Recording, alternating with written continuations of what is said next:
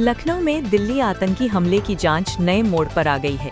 जांच एजेंसियों को अब ऐसे संकेत मिले हैं जिनका नाता इंटीग्रल यूनिवर्सिटी, नौकरी और तमीम नाम से जुड़ी साख से दिखता है। सूत्रों के मुताबिक डॉक्टर परवेज को विश्वविद्यालय में नौकरी रेफरेंस के जरिए मिली थी। उसे लखनऊ में मकान भी खरीदवाया था। शाहीन और तमीम के नामों पर कुछ नियुक्तियां दर्ज मिली हैं। मड़ियाओं में परवेज के आवाज दिलाने में भी तमीम का नाम सामने आया है, जिसे लेकर एनआईए और एटीएस दोनों गहरे स्तर पर पूछताछ कर रही हैं। जांचकर्ताओं का कहना है कि इंटीग्रल यूनिवर्सिटी में परवेज की नियुक्ति संदिग्ध संदर्भों की वजह से रडार पर आई। यूनिवर्सिटी के रिकॉर्ड और सहकर्मियों से मिली जानकारी के आधार पर एजेंसियों ने पाया कि परवेज की भर्ती एक रेफरेंस के जरिए हुई थी और उसके बाद कुछ दस्तावेज में शाहीन और तमीम के नाम दिखाई दिए। एटीएस ने यूनिवर्सिटी से परवेज के नियुक्ति पत्र, इस्तीफा, शैक्षणिक प्रमाण पत्र और बैंक ट्रांजैक्शन की प्रतियां मांगी हैं।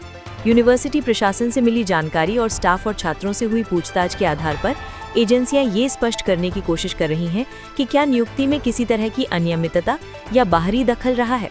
सूत्रों ने बताया कि परवेज से जुड़ी कुछ नियुक्तियां शाहीन और तमीम के नामों से दर्ज मिली हैं। एजेंसियां ये पता लगा रही हैं कि ये असली नाम थे या किसी पहचान को छुपाने के लिए उपयोग किए गए नाम। ये भी जांच का मुद्दा है कि क्या इन नामों के पीछे कोई बाहरी नेटवर्क था जो नौकरी और आवास जैसी सुविधाओं के जरिए संपर्क बना रहा था। फिलहाल इन नामों के संबंध में कोई कानूनी पुष्टि या गिरफ्तारी नहीं हुई है, पर संदिग्ध रजिस्ट्रेशन और दस्तावेजों की पड़ताल जारी है। जांच के दौरान ये भी सूचना मिली है कि मड़ियाओं में परवेज को मकान दिलाने में तमीम का हाथ रहा था।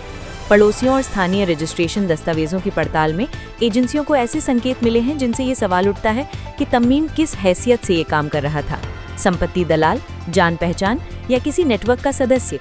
मड़ियाओं स्थित आवास से बरामद दस्तावेजों और डिजिटल फाइलों की फोरेंसिक जांच में इसी कड़ी की पड़ताल शामिल है। एनआईए ने लखनऊ में शाहीन और परवेज के ठिकानों से मिली सामग्री का विश्लेषण शुरू कर दिया है और एटीएस ने दोनों के करीबियों लगभग 50 से अधिक लोगों से पूछताछ की है।